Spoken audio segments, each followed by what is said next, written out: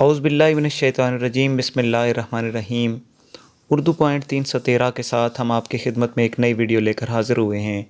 آج کی ویڈیو کا عنوان ہے خدا کی تلاش۔ ایک بے حد ذہین شخص تھا۔ وہ مستقل طور پر اس احساس میں مبتلا رہتا تھا کہ میں زندگی میں اپنے اصل مقام کو حاصل نہ کر سکا۔ بالآخر اس نے خودکشی کر لی۔ اس نے اپنی خودکشی کی تحریر میں لکھا تھا، میں اپنی زندگی کو ختم کر رہا ہوں کیونکہ میں شاید ایسی دنیا میں بھٹک آیا جس کے لیے میں پیدا نہیں کیا گیا تھا۔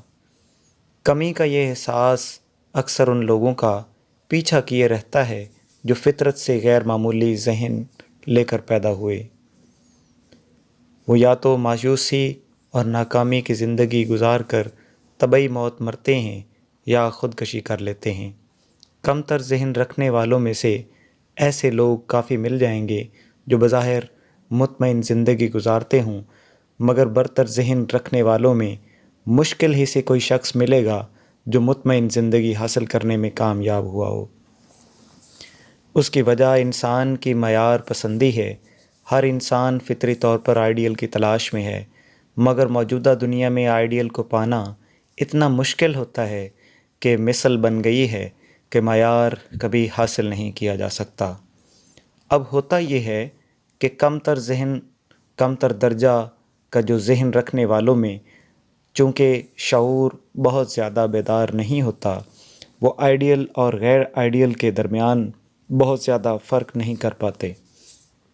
وہ اپنے موٹے ذوق کی وجہ سے غیر آئیڈیل میں بھی اس طرح مشغول ہو جاتے ہیں جیسے کہ وہ ان کا آئیڈیل ہو۔ مگر جو لوگ زیادہ ذہین ہیں وہ آئیڈیل اور غیر آئیڈیل کے فرق کو فوراً محسوس کر لیتے ہیں اور اس بنا پر آئیڈیل سے کم کسی چیز پر اپنے کو راضی نہیں کر پاتے۔ انسان کا آئیڈیل ایک ہی ہو سکتا ہے اور وہ اس کا خالق اور رب ہے۔ اعلیٰ ذہن کے لوگ جس چیز کی تلاش میں ہیں وہ ربانی کے سوا اور کچھ نہیں۔